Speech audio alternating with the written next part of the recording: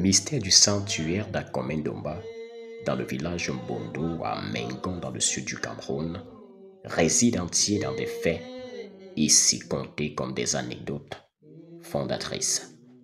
L'anecdote d'Akomendomba, comme je disais tantôt, c'est un lieu vraiment mythique à l'esprit, au sens où les missionnaires américains, mission presbytérienne américaine, voilà, ils ont sollicité, en arrivant au Cameroun, le premier, je crois, le premier temple qu'ils ont bâti, c'était à Efoulan sur la route de Kévi, le deuxième c'était à Medjamebay, c'est les Yémissements.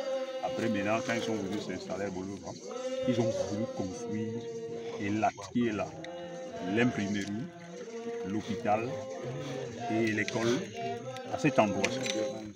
Mais nos ancêtres, par leur connexion ancestrale, le fameux Inumba et le fameux Mudjan et les autres, ont, n'est-ce pas, fait intervenir le dieu de leurs ancêtres parce qu'ils se sont opposés. Et cet endroit a carrément disparu pendant 6 mois. Ils n'ont pas pu. Et tout le monde sait qu'à cet endroit, même les ananas que vous avez, si vous voulez consommer les ananas ici, vous les consommez ici, vous les apportez. Si vous les emportez, il y a toujours un événement qui arrive. Soit c'est le feu qui va les incinérer, soit vous n'allez rien gagner de ce que vous avez fait. C'est un lieu de préservation de l'âme, de la mémoire, de la pureté. Un concentré d'énergie protectrice du village dont les racines remontent à sa création. Sur le site, chaque élément présent est un artefact porteur de sens et de symboles. Du mystère de Doumé Bekako. Ça, c'est ce que nous appelons Doum Baoba. Et quand nos ancêtres sont donc venus faire ces rituels-là de protection, c'est à cet endroit qu'ils ont carrément fait leur rituel.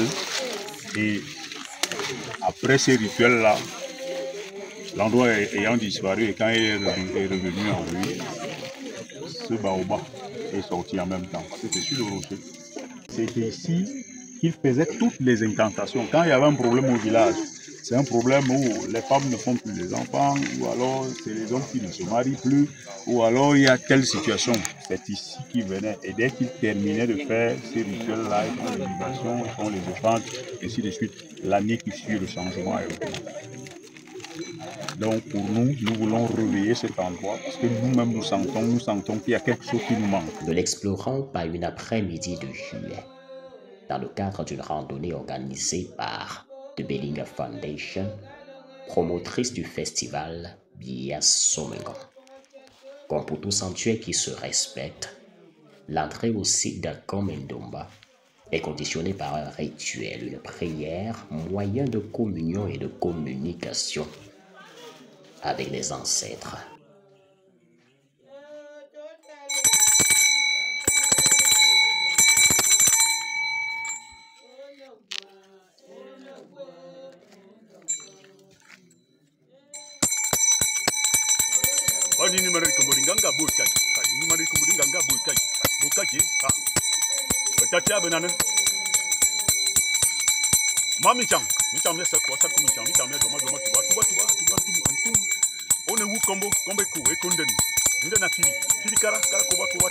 La visite est un moyen de recueillement.